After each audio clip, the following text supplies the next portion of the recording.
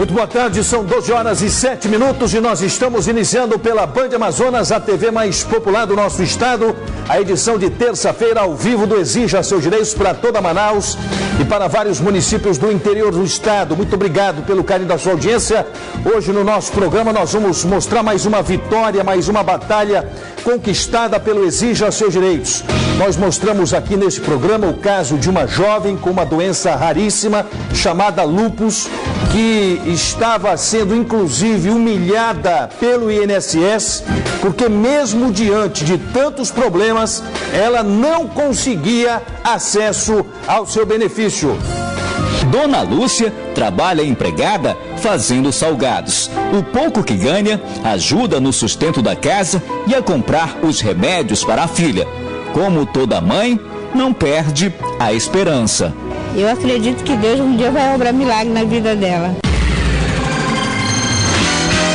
Depois da instalação de um hidrômetro, um consumidor de 63 anos de idade começa a receber as suas contas com um valor altíssimo. Ele teria sido, inclusive, humilhado na frente de outros clientes na sede da Manaus Ambiental.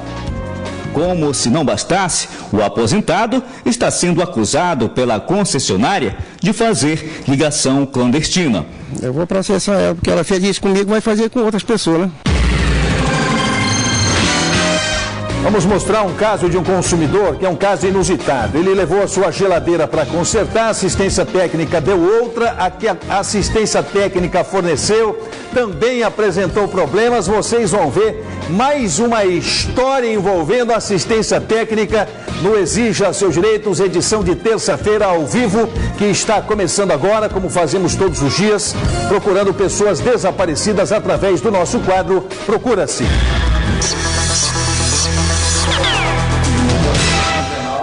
O senhor Antônio Oliveira da Silva Filho tem 28 anos de idade, pai de 3 filhos. Olha essa história como é curiosa. A esposa dele, a Cristiane Cunha Silva, saiu de casa no dia 12 de outubro de 2014, no Dia da Criança, para receber brinquedos em uma igreja que fica no bairro Nova Vitória. Segundo ele, ela nunca mais retornou. E ele acha que a esposa e os 3 filhos estejam sendo, inclusive, aliciados, maltratados por uma suposta mulher que teria, naquela época, oferecido acolhida e emprego para Cristiane. O Antônio, que é o pai, que é o marido, que não consegue entender o que foi que aconteceu, porque ela simplesmente disse: eu vou à igreja no dia 12 de outubro com as 3 crianças buscar brinquedos na igreja. Isso no dia 12 de outubro de 2014. E ela nunca mais voltou para casa, nunca mais deu qualquer tipo de notícia e nunca mais permitiu que o pai das crianças pudesse ver os próprios filhos. Os detalhes nós vamos acompanhar dessa história triste envolvendo mais um caso de desaparecimento de crianças no nosso quadro Procura-se, na reportagem do Oliver Castro.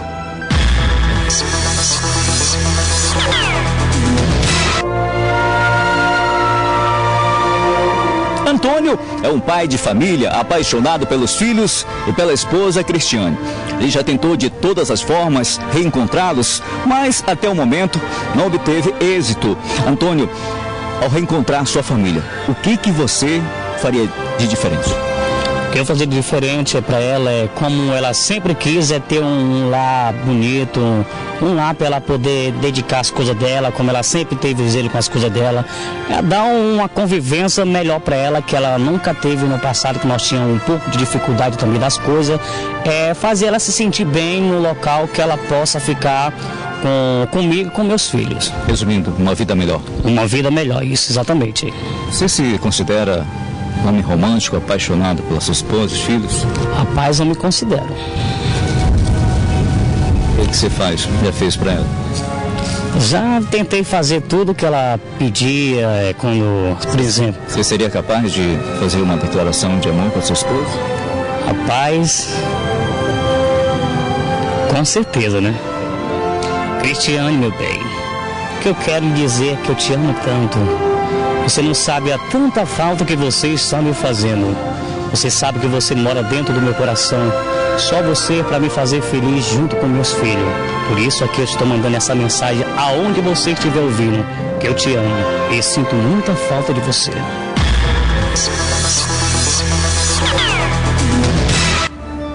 Mesmo diante de tantas incertezas, de poucas informações, o Antônio procurou o nosso programa para fazer esse apelo, que é um apelo emocionado e corajoso, porque poucos são os homens que, na posição dele, iriam ter coragem para fazer o que ele fez, procurar o nosso programa.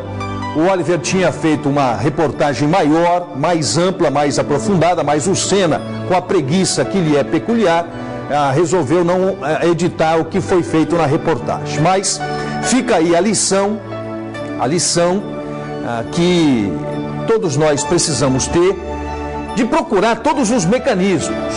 Ele veio ao nosso programa, ele procurou o nosso programa, ele ficou frente a frente com as câmeras do nosso programa para fazer este apelo, corajoso inclusive, porque talvez ele esteja depositando as suas últimas fichas, as suas últimas esperanças na parceria que nós temos com os telespectadores da cidade de Manaus e também do interior do estado do Amazonas, porque é muito difícil você conviver esse tempo todo longe dos filhos, sem qualquer tipo de informação, sem saber o porquê, sem saber a motivação, sem saber os detalhes, sem saber se os filhos estão bem, se cresceram, como estão hoje, qual é a aparência deles. Você conviver com isso todo santo dia é algo que vai martirizando a pessoa. Então, nós acolhemos mais uma história, é mais uma história da vida real, é a história do Antônio Oliveira da Silva Filho, que procurou o nosso programa para que a população, os telespectadores, possam nos dar informação sobre o paradeiro de Cristiane Cunha Silva, a esposa do Antônio, que, conforme a história narrada no nosso programa, desapareceu no dia 12 de outubro de 2014. E a gente vê pelo semblante do Antônio que ele carrega, além de todas as marcas dessa ausência, carrega também a marca da expectativa e da esperança. Então nós vamos aguardar mais uma vez o auxílio daqueles que nunca faltaram às edições do nosso programa, que são os nossos parceiros, que são os nossos amigos, colaboradores e telespectadores do Exija aos Seus Direitos. Qualquer informação, os telefones estão no vídeo, 3307-0423, ou você pode mandar a sua mensagem de texto para 99326-7976, que é o WhatsApp do nosso programa. Intervalo comercial, daqui a pouquinho, logo após o intervalo, nós vamos mostrar o caso de uma jovem adolescente que tem lúpus, é uma doença raríssima e afeta vários órgãos do corpo humano. Esta jovem, juntamente com a mãe, aí está a dona Lúcia, que foi quem sofreu muito para que pudesse ver o direito da filha, que aí está garantido. Ela não conseguia, em que pese todos os problemas, o reconhecimento, os atestados médicos, não conseguia ter acesso a um benefício do INSS. Vamos mostrar o desfecho desse caso, que nós já mostramos aqui no nosso programa, daqui a pouquinho, logo após o intervalo comercial. Por gentileza, me aguarde. Voltamos ao vivo com o programa dessa terça-feira. Algumas coisas estão chamando a atenção com relação àquela onda de assassinatos que nós tivemos final de semana, numa noite 22, no final de semana 37.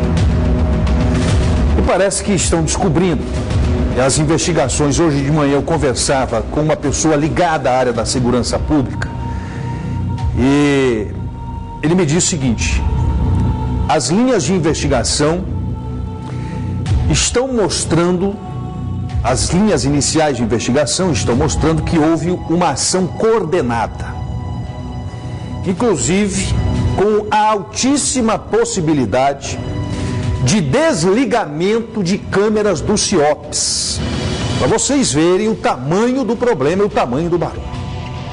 Hoje me parece que o jornal A Crítica, inclusive, mostra essa questão de alguns pontos da cidade de Manaus. Houve desligamento das câmeras do CIOPS, o que agrava ainda mais a situação, porque vai ficar ainda mais difícil a identificação dessas pessoas por conta da ausência do desligamento das câmeras. Outro ponto que é preciso ser levado em consideração é a questão da divulgação das operações. Eu nunca vi polícia divulgar que vai fazer blitz, que vai fazer operação. Só falta dar o horário e o endereço para que os bandidos possam se precaver, se prevenir. Quando eu era presidente da Comissão de Defesa do Consumidor da Assembleia, nós fizemos mais de 100 blitz. Somente eu sabia onde iriam ser feitas as blitz. Eu não divulgava o local das blitz. Porque em que pese eu confiar nas pessoas que trabalhavam comigo, eu não queria correr o risco de que as nossas fiscalizações sofressem qualquer tipo de vazamento. Então, muitas vezes, nós saímos em comboio com os outros órgãos de defesa do consumidor para promover as fiscalizações e, no percurso, eu definia onde nós íamos, para que não houvesse a mínima possibilidade de vazamento das informações com relação às blitz. E todas as fiscalizações que nós fizemos, nós apreendemos grandes quantidades de produtos impróprios ao consumo. Mas por quê?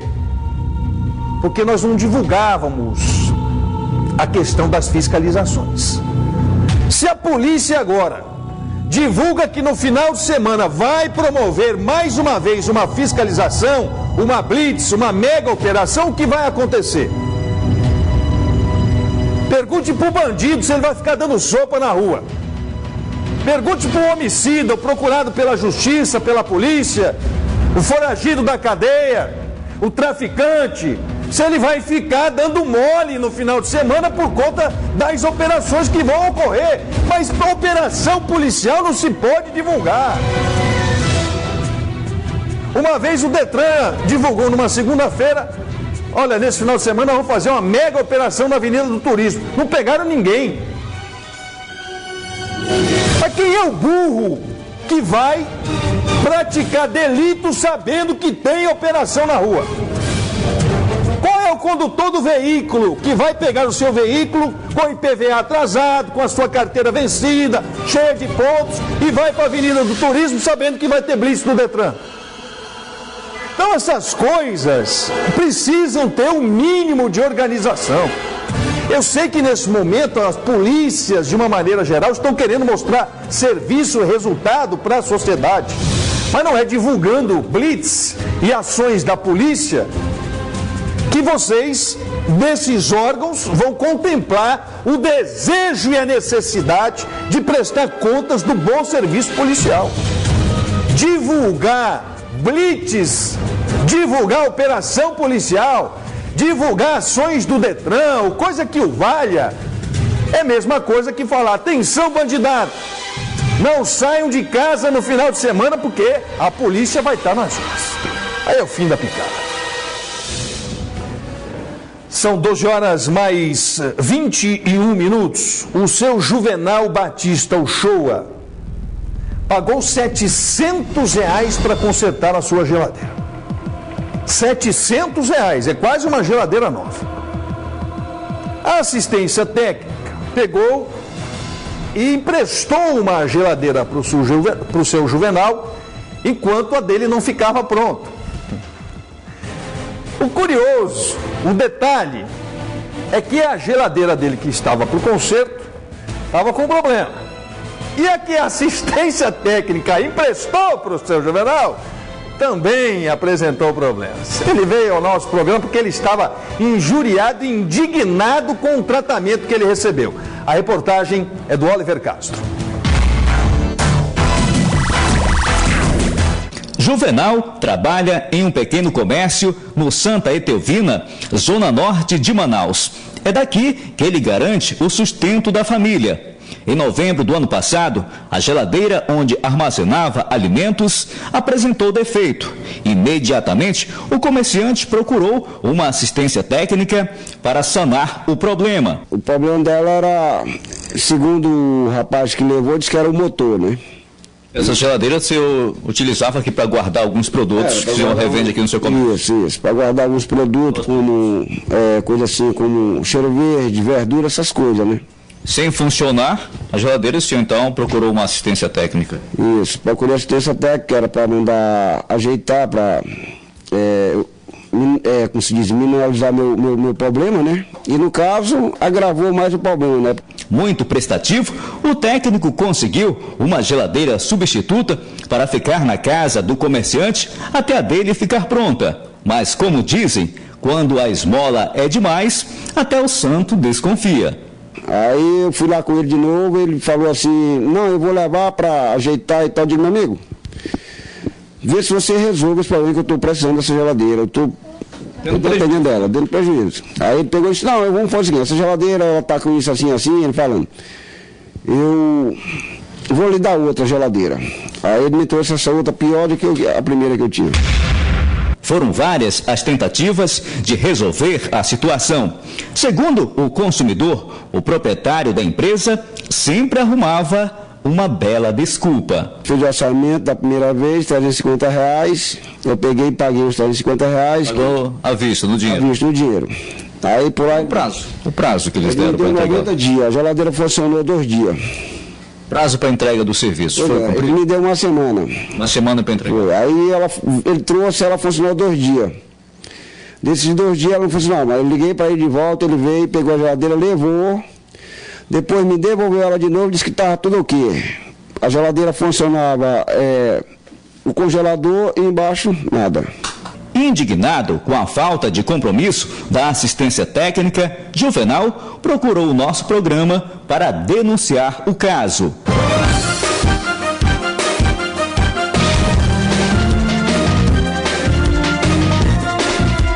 E justiça seja feita. Nós estamos de volta aqui à casa do seu Juvenal, que após a intervenção do programa, felizmente, teve o caso resolvido, está aqui o dinheiro nas mãos. Seu Juvenal, perdurava por um longo tempo esse jogo de braço entre o senhor e a assistência técnica? Felizmente era uma coisa que eu já estava até perdendo a esperança, né? Porque eu ia sempre lá para receber esse dinheiro e ele dizia que ia me pagar e eu... Felizmente, perdi a esperança com ele. Aí foi preciso procurar o programa do Exercício Direito, o programa de vocês, que é um programa sério, né? Um programa de muita qualidade, que sempre as pessoas que procurarem vocês, sempre seja resolvido com nem o meu caso. E, portanto, é mais um consumidor satisfeito com a intervenção do nosso programa, mais um caso resolvido aqui no programa Exija Seus Direitos. Caso resolvido. Olha, eu acho que tudo que começa errado não tem possibilidade de dar certo. Primeiro, R$700 para consertar uma geladeira, eu acho que já estava abusando da boa vontade, da inocência e da humildade do Juvenal. Porque a geladeira dele custa R$1.200, R$1.300. Esta mercadoria aí foi a geladeira que emprestaram para ele. A bicha já pegou até fogo, olha ali, ó. Já até fogo já pegou essa geladeira dele. E é claro que a assistência, que o mau prestador de serviço sabia que estava cobrando em demasia, estava cobrando uma quantidade absurda do seu Juvenal.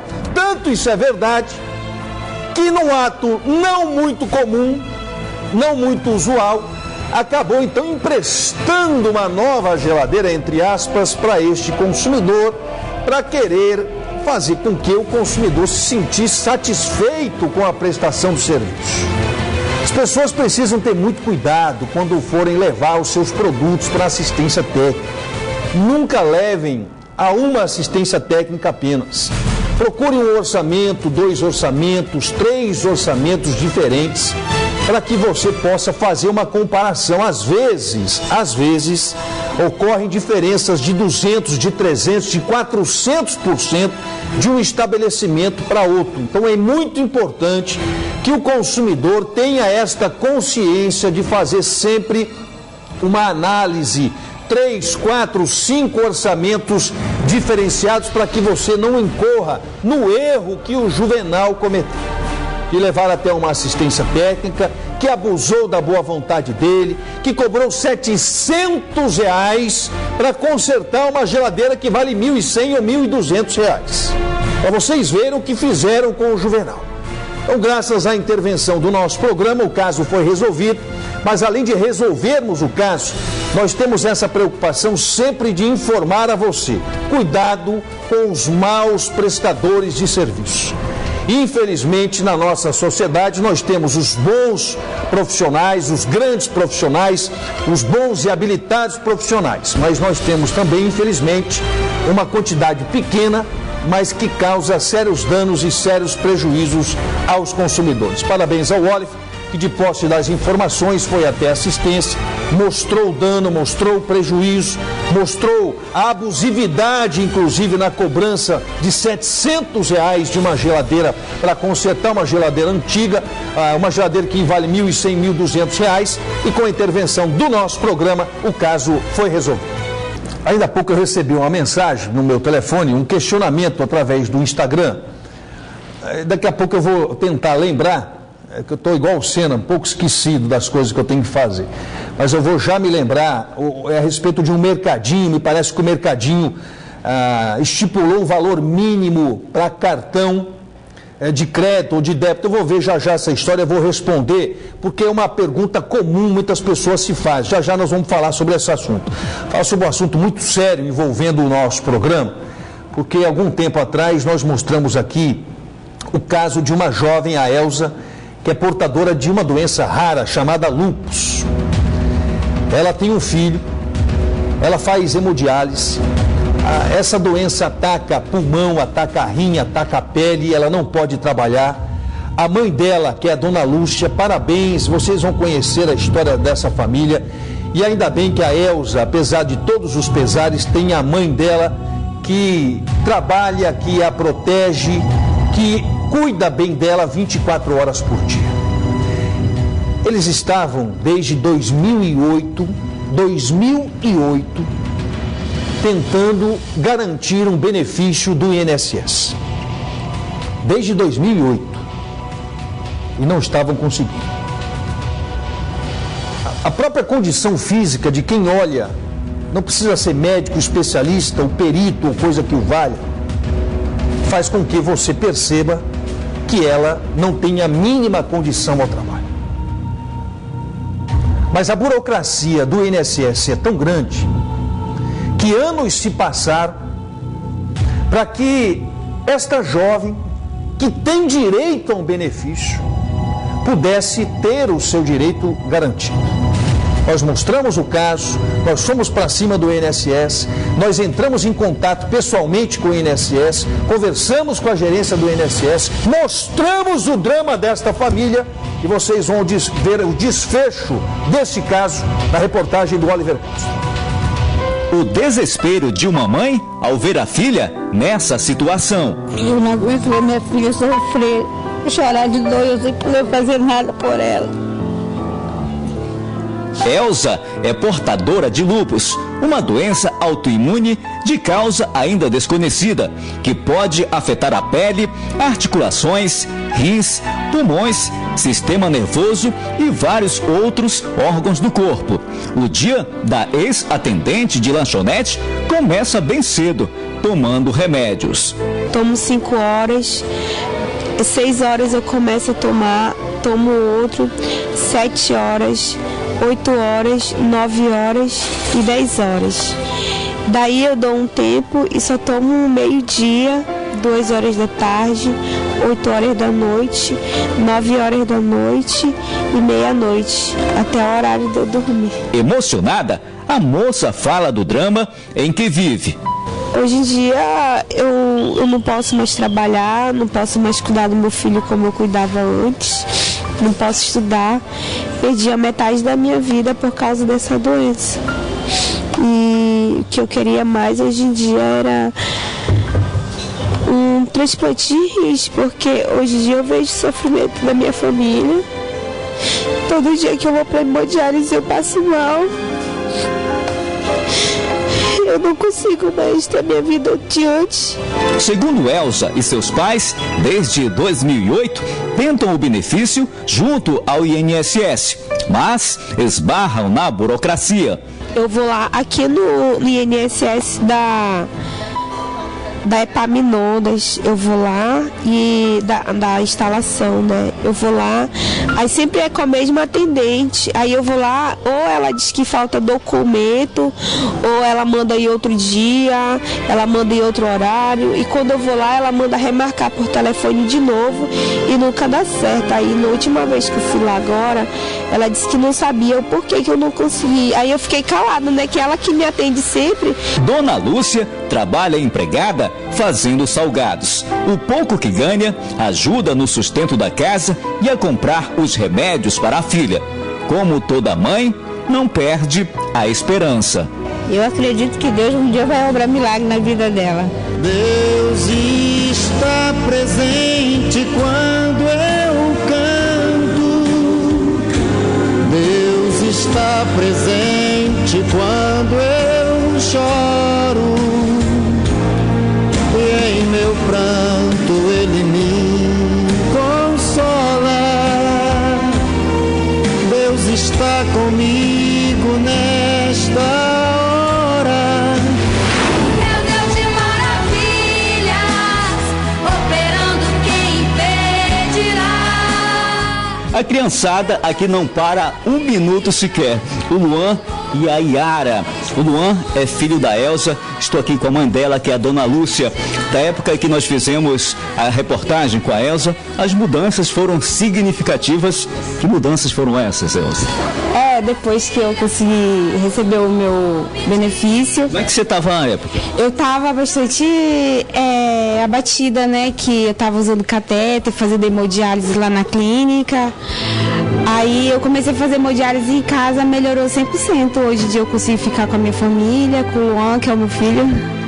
Consigo mais aproveitar o tempo com ele e ficar do lado da minha mãe. Melhorou bastante, graças a Deus. Felicidade geral. Completa. Uhum. Dona Lúcia, na época a senhora estava bastante apreensiva.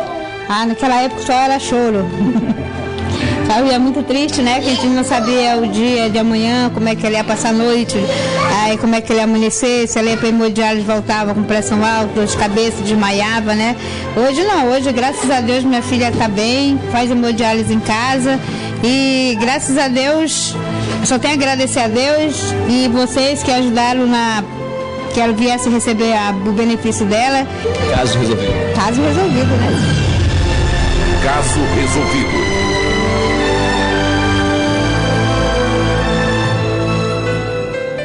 Olha, eu confesso que eu me arrepiei quando eu vi a conclusão da reportagem. Eu não tinha visto.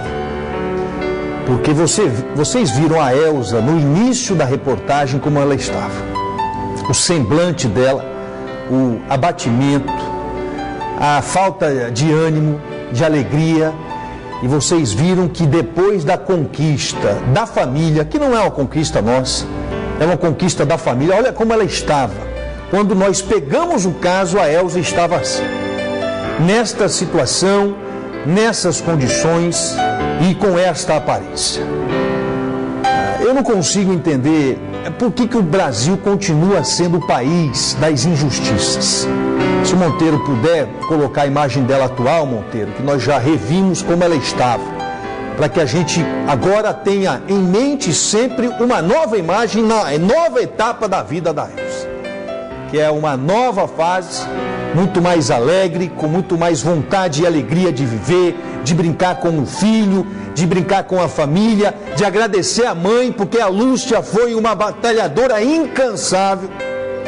E se nós chegamos hoje a esse ponto de conquistar um direito da Elza junto ao INSS, que se arrastava desde 2008, deve-se em 200% a Dona Lúcia, porque foi a Lúcia quem começou essa peregrinação, essa batalha incansável para ver a Elza com este semblante que nós vimos ali. Não sei se nós temos condições técnicas de mostrar novamente como ela está hoje, muito mais disposta, muito mais alegre, muito mais com vontade de viver. E para nós do nosso programa, o que importa verdadeiramente é isso: fazer o bem às pessoas, mudar a vida das pessoas para melhor.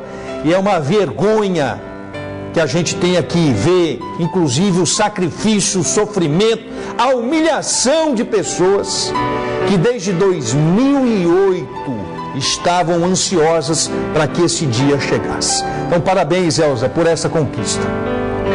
Parabéns a Lúcia por ser essa mãe incansável que vende salgados de manhã, de tarde e de noite para poder sustentar a filha, o neto e para comprar medicamentos para a Elza, porque ela precisa tomar uma série de medicamentos. E graças a Deus que nós conseguimos esse benefício. E eu queria inclusive agradecer o gerente do INSS, porque eu cobro tanto aqui do INSS, mas tem um gerente novo agora no INSS, que é uma pessoa fantástica, sensível e humana. E foi graças ao novo gerente do INSS que nós conseguimos garantir o benefício desta jovem. E que esse benefício possa verdadeiramente cumprir com o seu papel, que é lhe beneficiar. Parabéns, Elza, por essa história. Olha como está a Elza hoje.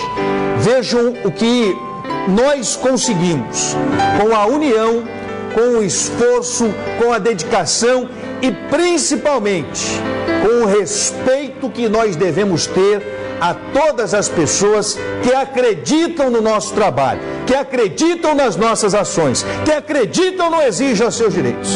E é para com essas pessoas e para essas pessoas que nós vamos conseguir cada vez mais termos essa sensibilidade, de ter a convicção, inclusive, de que essas pessoas só veem ao nosso programa porque elegem o programa como o último recurso, a última instância para ter dias melhores. Então, muito obrigado também a Elza e a Dona Lúcia pela confiança no Exija Seus Direitos. São 12 horas mais 42 minutos. Deixa eu ler aqui a mensagem que está no meu Instagram. Aliás, obrigado às pessoas do Instagram, do WhatsApp, as pessoas do Facebook. Foi o Davi Raniel. Bom dia, Marcos Jota. Gostaria de saber se um mercadinho pode exigir valor mínimo para pagamento com cartão alimentação e sem expor isso com alguma placa. Eu não sei qual é o mercadinho, ele não me falou. Eu já orientei ele que nós temos inclusive uma lei que é de minha autoria. É uma lei de minha autoria. É uma lei que já tem acho que 4 ou 5 anos, que diz que nenhum estabelecimento é obrigado a aceitar cartão. Eu já disse isso aqui, mas é sempre bom a gente repetir. Nenhum estabelecimento é obrigado a aceitar cartão de crédito, cartão de débito, vale alimentação, cheque. Ninguém é obrigado. Se o consumidor chegar ao estabelecimento comercial e não tiver nenhum aviso de não aceitamos cheque, não aceitamos cartão, não aceitamos vale, se não tiver, o consumidor pode comprar a quantidade que quiser, dentro dos seus limites, obviamente. Se eu quiser comprar R$2 em bombom e passar um cartão de débito, é obrigação do estabelecimento, se não tiver uma placa informativa que não aceita cartão, me vender os R$2 de bombom.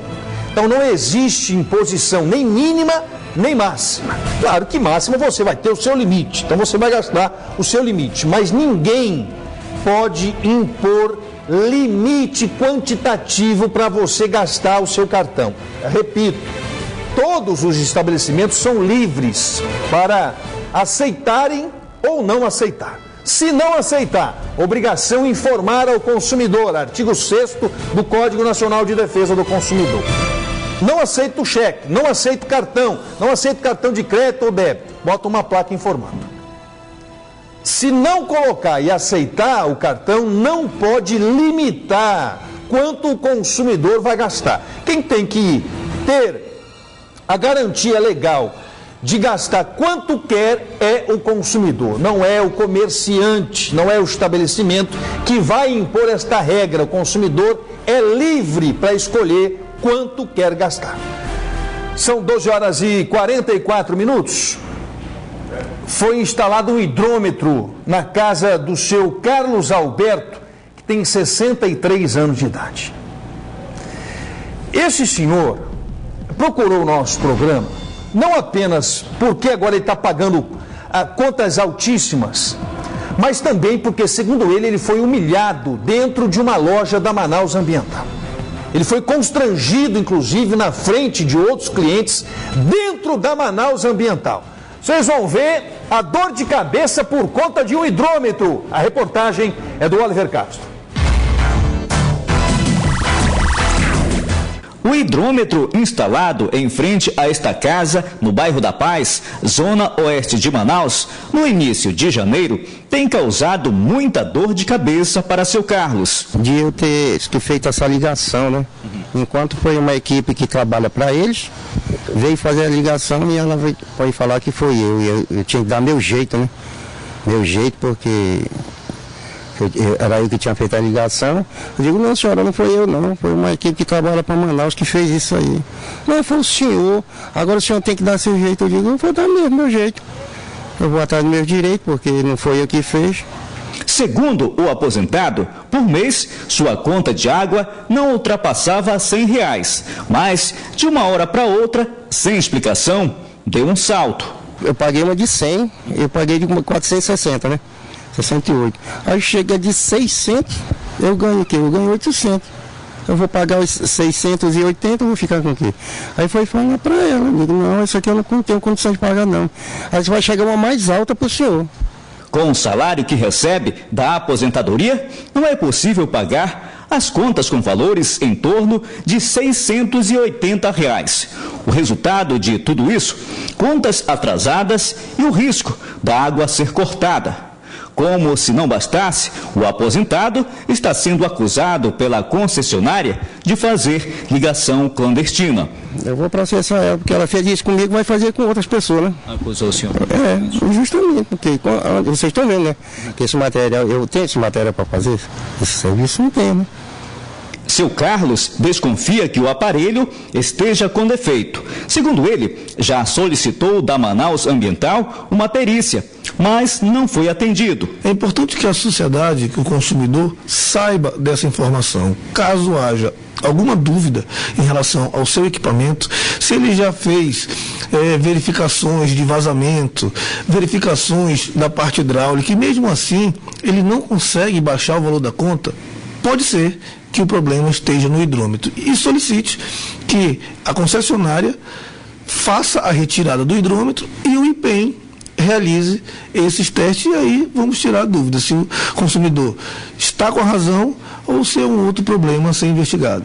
Na sede da concessionária, o aposentado, de 63 anos de idade, teria passado por constrangimentos na frente dos clientes. Fiquei com vergonha, né, que eu olhei assim, o pessoal tudo olhando pra gente, né, minha mulher, aí eu, pô, ninguém pode falar, ninguém chamou a atenção.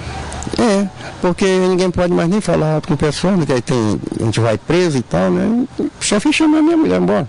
Esta advogada, especialista em direitos do consumidor, fala da postura que o aposentado deve adotar daqui para frente. O consumidor ele deve procurar um órgão de defesa do consumidor, ele pode ir ao PROCON, pode ir à delegacia do consumidor e informar que houve descumprimento de lei. A multa ela pode chegar até R$300 mil. Então daí você percebe a gravidade do consumidor, você pega de surpresa. Há apenas uma exceção. Quando a empresa que fornece a água ou a luz tem uma denúncia de que há algum desvio do serviço, é o chamado gato. E aí ela não precisa realmente avisar o consumidor que ela irá fazer uma vistoria. Fora essa situação, qualquer outro tipo de serviço, troca de medidor, confirmação de leitura, ele tem por obrigação de comunicar ao consumidor. Nós estamos chegando ao final, mas eu não podia de maneira alguma deixar passar essa história da Manaus Ambiental.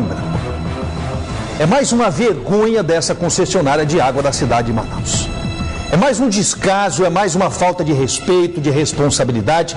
Dessa vez, inclusive, contra um cidadão muito simples e humilde, que é o seu Carlos Alberto, que apesar de ser simples e humilde, conhece os seus direitos. E ele vai ingressar com uma ação na justiça. Parabéns, seu Carlos Alberto. Parabéns à sua atitude. E que a sua atitude possa contagiar outros consumidores, para que façam o mesmo, que denunciem essa empresa via judicial para que ela passe a respeitar a cidade de Manaus e os consumidores manauaras. Final de mais uma edição do nosso programa. Muito obrigado pelo carinho da audiência. Na sequência, o Câmera 13.